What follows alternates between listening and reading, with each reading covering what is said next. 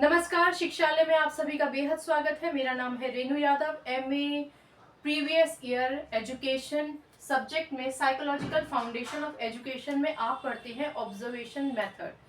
Observation method में अंदर प्रवेश करने से पहले ये समझिए कि व्यक्ति दो तरीके की एक्टिविटीज करता है, यानी मानव की शारीरिक क्रियाएं दो तरीके से आप विभाजित कर सकते हैं, एक तो सूक्ष्म और एक स्थूल। माइक्रो और ग्रॉस फिजिकल एक्टिविटी, आंखों से बात करना, फेशियल एक्सप्रेशंस, उंगलियों का मूवमेंट, कलाई का मूवमेंट, छोटे छोटे मूवमेंट है। जबकि भागना, दौड़ना, खेलना, कूदना, तैराकी करना या इस तरीके की जो एक्टिविटी जिसमें हमारे बॉडी के बड़े अंग को का खास तौर से प्रयोग होता है, आप कह सकते हैं कि वो हमारी स्थूल शारीरिक एक्टिविटीज है। और इन्हीं एक्टिविटीज को ऑब्जर्व करने का एक बहुत इंपॉर्टेंट रोल होता है ऑब्जर्वेशन मेथड में। ठीक है, इस पूरे टॉपिक में अच्छे से प्रवेश करने से पहले आप सभी कनेक्ट करेंगे अगर मैं कहूं कि वो व्यक्ति जिसे आप बहुत पसंद करते हैं, वो आपके रिश्तेदार हो सकते हैं, अड़ोस पड़ोस में कोई ऐसे व्यक्ति जिन्होंने बहुत नाम कमाया, जो स्पोर्ट्स में बहुत अच्छा कर रहे हैं, हो सकता है वो बहुत ही एमिनेंट नेता हो, लेखक हो, अभिनेता हो, कोई भी व्यक्ति, आपके टीचर हो, जिनको देखकर आपको लगता है कि व्हाट अ पर्सनालिटी, और उनके जैसा कहीं ना कहीं आप बनने या उस स्तर तक पहुंचने का ख्वाब देखते हैं। तो आपने देखा होगा कि वो लोगों का रहने, खाने, पीने, बोलने, चालने की स्थिति परिस्थिति में कैसे बिहेव कर रहे हैं, उन सभी पैटर्न्स को आप नोटिस करते हैं ना। बस यही होता है ऑब्जर्वेशन मेथड। जितने भी मेरे टीचर फ्रेटर्निटी, मेरे भाई बंधु जितने भी एजुकेशन डिपार्टमेंट को सर्व करते हैं, वो सभी लड़के लड़कियां इस बात से बिल्कुल अग्री करेंगे कि हम टीचर्स का आधे से ज़्यादा जीवन तो सादगी में इसीलिए गुजर जाता है क्योंकि हमें पता है कि हमारा वो स्टूडेंट जो हमें देख रहा है वो हमसे ही बहुत कुछ सीख रहा है।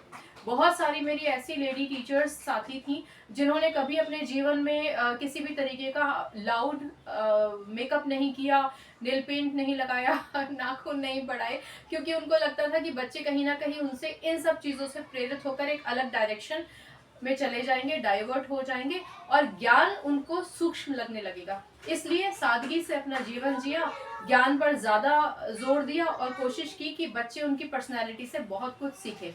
तो अल्टीमेटली आप और हम ये सब जानते हैं कि हम एक दूसरे को ऑब्जर्व करते हैं।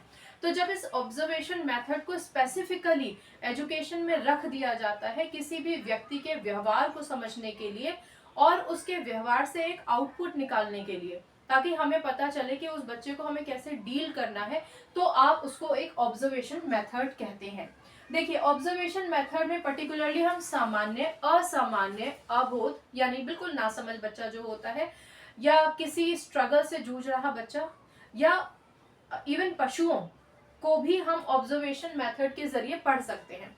तो ऑब्जर्वेशन मेथड में प्रवेश करने के लिए उसके कुछ मुख्य बिंदु हैं जिन्हें हम मुख्य तत्व कहते हैं, यानी कि कुछ मेन एलिमेंट्स हैं जिस पर हमें खास तौर से ध्यान रखना होता है अगर हम ऑब्जर्वेशन मेथड से किसी भी व्यक्ति के व्यवहार को पढ़ना चाहते हैं। ठीक, चलिए, सबसे पहले व्यवहार का प्रत्यक्ष अध्ययन।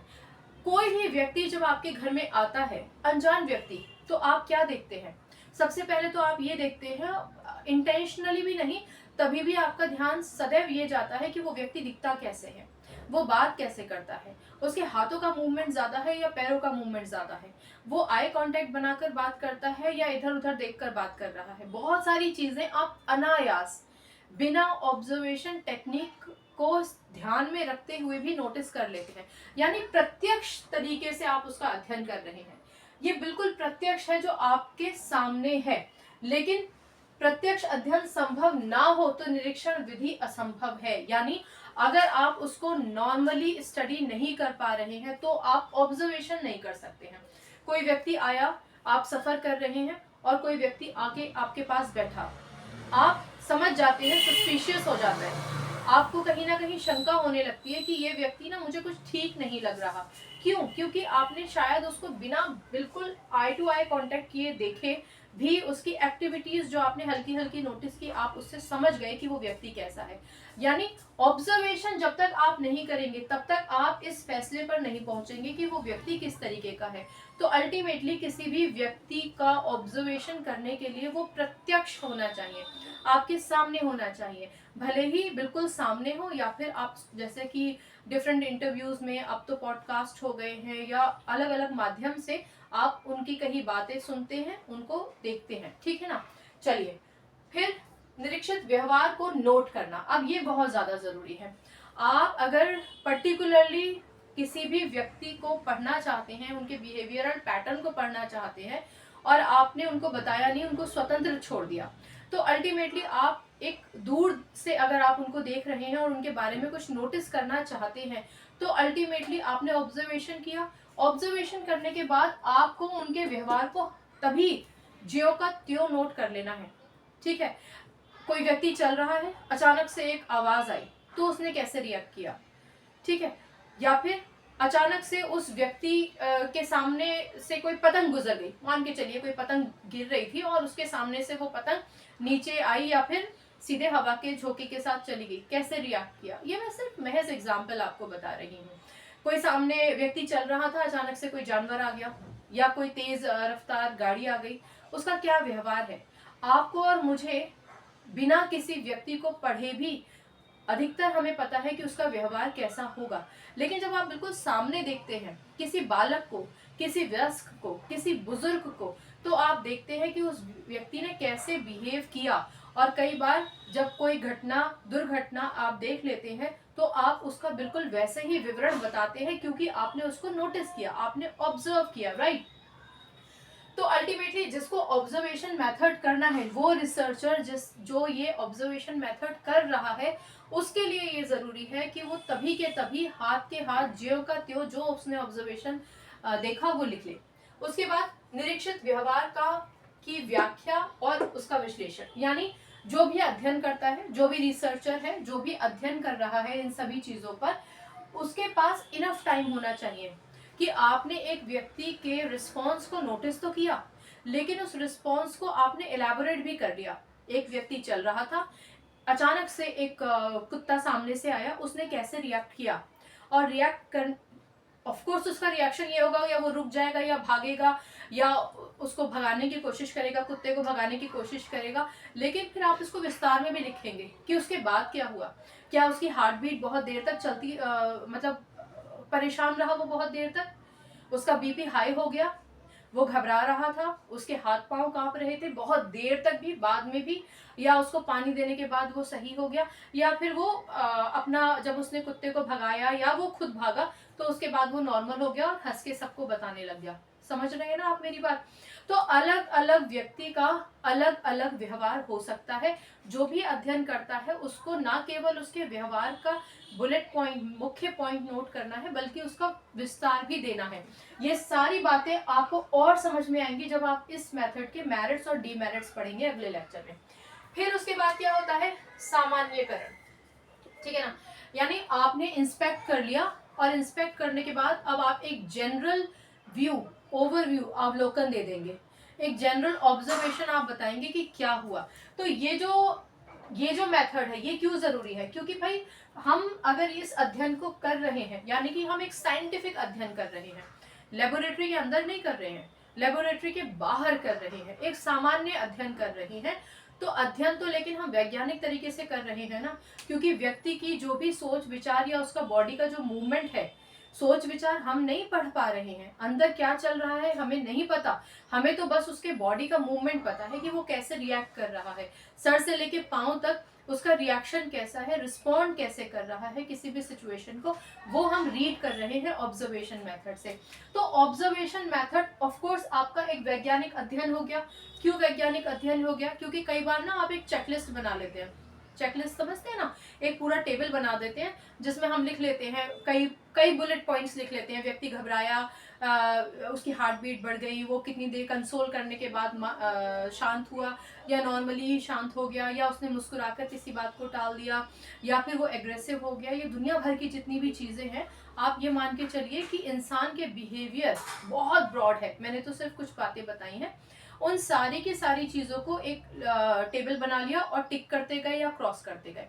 अब मेजॉरिटी लोगों का जो व्यवहार है एक पर्टिकुलर कंडीशन में, उन सबको जब आप सम अप करते हैं तो अल्टीमेटली आप एक जनरल स्टेटमेंट देते हैं कि यदि अचानक से बिजली कड़क जाए तो मेजॉरिटी लोगों का रवैया क्या होगा। यदि अचानक से कोई बैल, कोई जानवर सामने आ जाए तो मेजॉरिटी लोगों का बिहेवियर क्या होगा। अगर अचानक से क्लास में कह दिया जाए कि आज सरप्राइज टेस्ट है तो क्या बिहेवियर होगा। अगर अचानक से उनको कहा जाए कि चलो आज तो हम तुमको बाहर लेके चलते हैं, खेलेंगे, बच्चों का बिहेवियर क्या है। और ये बिहेवियर नोटिस करना क्यों जरूरी है, क्योंकि आप एजुकेशन डिपार्टमेंट सर्व करने की पढ़ाई कर रहे हैं। आपको पता होना चाहिए कि एक व्यक्ति जो एक सामान्य या असामान्य स्थिति में एक तरीके से बिहेव करता है या दूसरे तरीके से बिहेव करता है, अगर इस बिहेवियर से इतर किसी का बिहेवियर हो रहा है तो दैट मीन्स उसको कहीं ना कहीं बात करने की, काउंसलिंग करने की, उस पर खास तौर से विशेष ध्यान देने की आवश्यकता है। ये आवश्यकता सामान्य बच्चों के लिए तो होती ही है, जनरल बच्चों के लिए, लेकिन जो किसी पीड़ा से जूझ रहे हैं, मानसिक विकार है, कोई थोड़ा स्लो लर्नर हो गया है। वैसे मुझे पर्सनली स्लो लर्नर वर्ड बिल्कुल नहीं पसंद है, लेकिन ये वर्ड इस्तेमाल किया जाता है इसलिए आपको समझाने के लिए भी कर रही हूँ। कोई भी मानसिक विकार है, बच्चा धीमी गति से सीख पाता है, एकदम से चीज़ों को नहीं समझ पाता है, तो इन सब चीज़ों को आप तब एड्रेस कर पाते हैं। इन सब चीज़ों का निवारण, इन समस्याओं का निवारण अगर पूर्णतः ना हो पाए तो कम से कम इन समस्याओं को आप एड्रेस करके इस पर काम शुरू तब करते हैं जब आप ऑब्जर्वेशन मेथड इस्तेमाल करते हैं। हम जितने भी टीचर्स हैं, ऑब्जर्वेशन हमारा होता ही है। आपने देखा होगा कि जब आप एक लेक्चर ले रहे हैं और ज़्यादातर बच्चे ध्यान से सुन रहे हैं, पर अगर एक दो बच्चा भी उस तरफ आपके लेक्चर से कनेक्ट नहीं कर पा रहा है, तो हमारी ये जिम्मेदारी होती है कि हम उस बच्चे को नोटिस करें और तभी के तभी उस क्लास को कुछ इस तरीके की एक्टिविटी या इस तरीके के लेक्चर मोड में ले जाए जहां हम सारे बच्चों का ध्यान कैप्चर कर लें। मेरा सारे टीचर्स फ्रेटर्निटी से यही रिक्वेस्ट होता है कि यदि, ये मैं लेक्चर से अलग बता रही हूँ, यदि कोई बच्चा क्लास में थोड़ा सा एबनॉर्मली बिहेव करे, ध्यान ना दे, बात ना सुने या कहीं खो गया है, तो बिना पूरे क्लास को बताए ही आपके अंदर ये टेक्निक होनी चाहिए कि आप उस बच्चे को उन ख्यालों से बाहर निकाल के क्लास में ले आए। और ये कोई मुश्किल काम नहीं है, बस जरूरत है हमारी सतर्कता की। ठीक है, तो ऑब्जर्वेशन मेथड भी वही है जो हम रोजमर्रा की जिंदगी में करते हैं, खासतौर से क्लासरूम में। ऑब्जर्वेशन मेथड हमारे जीवन का एक अहम हिस्सा है। हम आते जाते सबको ऑब्जर्व करते ही हैं, और जब हम बड़े हो रहे होते हैं तो हमारे पेरेंट्स भी हमसे कहते हैं कि भाई ऑब्जर्व करो। और जिंदगी की एक सच्चाई, इस लेक्चर से अलग हटके, कई बार हम ऑब्जर्व नहीं करते हैं, व्यक्ति के दिमाग को भी नोटिस नहीं करते हैं, फिर कुछ घटित होता है और फिर बहुत सारी बातें हम समझते हैं कि अच्छा उन्होंने ये इसलिए कहा था, अच्छा ये रीजन रहा होगा, कह तो रहे थे कि कुछ शांत थे तो, पर समझ में नहीं आया, कुछ ज्यादा तो बोल रहे थे पर समझ में नहीं आया। तो आंतरिक चीजें जितनी हैं उनको समझने के लिए ये बाहर के टेक्निक इस्तेमाल किए जाते हैं। अगर आप ऑब्जर्वेशन मेथड को बहुत कीनली अपने जीवन में एक स्थान दे देते हैं, खास तौर से टीचर फ्रेटर्निटी, तो आप बच्चों तक बहुत आसानी से पहुंच सकेंगे और आपका हर एक लेक्चर द बेस्ट लेक्चर होगा, मैं ऐसा मानती हूँ। और मेरे सारे भाई बंधु बहन जो टीचिंग प्रोफेशन में है वो भी डेफिनेटली ये मानते होंगे। कोशिश करिए, अगर आपने अभी तक कोशिश नहीं की तो कोशिश कीजिए, पिन पॉइंट करना बंद कीजिए प्लीज। बच्चों को स्पेशल बच्चा समझेंगे तो बच्चे बहुत अच्छा करेंगे। ठीक है, एनीवे, ये था हमारा ऑब्जर्वेशन मेथड। बाहरी दशाओं का, आंतरिक स्थितियों को जाना जाता है। आप जो बाहर से बॉडी लैंग्वेज है आपकी, आप कैसे रिएक्ट करते हैं, उससे कहीं ना कहीं पता चल जाता है कि अंदर की स्थिति क्या है। मानव या विषय को नियंत्रित नहीं किया जा सकता, ये भी बहुत इंपॉर्टेंट बात है। डीमेरिट्स में हम ये पढ़ेंगे कि भैया अंदर क्या चल रहा है पता नहीं, हो सकता है वो व्यक्ति शांत रहता हो किसी सिचुएशन में, लेकिन उसके अंदर तूफान चल रहा है। तो हर बार ये जरूरी नहीं है कि ऑब्जर्वेशन मेथड से आप एकदम सटीक रिजल्ट पर पहुंच जाएं। ये सब हम डीमेरिट्स में पढ़ेंगे। उसके बाद बाहरी रूप से अध्ययन के कारण आंतरिक दशाओं का अनुमान लगाया जा सकता है, लेकिन हाँ ठीक है, कई बार आप आपका जो बॉडी लैंग्वेज है उससे कई आपके जो गेस्चर्स हैं उससे कई बार ये अंदाजा तो लगाया जा सकता है कि अंदर क्या चल रहा है, व्यक्ति कितना कॉन्फिडेंट है, वो कितना क्रिएटिव है, वो कितना सोशल है, वो कितना कल्चरल है, ठीक है ना, वो कितना एम्बिशियस है। बहुत सारी चीजें आप उससे ऑब्जर्व करके भी और कई बार उससे बातचीत करके भी अंदाजा लगा सकते हैं। आज के इस छोटे से लेक्चर में हमने ऑब्जर्वेशन मेथड पढ़ा। अगले लेक्चर में हम इसके मेरिट्स और उसके अगले लेक्चर में हम इसके डीमेरिट्स पढ़ेंगे। ठीक है, कोई डाउट है तो मुझसे पूछ लीजिएगा। बाकी एजुकेशन सब्जेक्ट से अपनी केमिस्ट्री अच्छी बनाइए, शिक्षा ले आइए, अपना ख्याल रखिए, खुश रहिए, नमस्कार।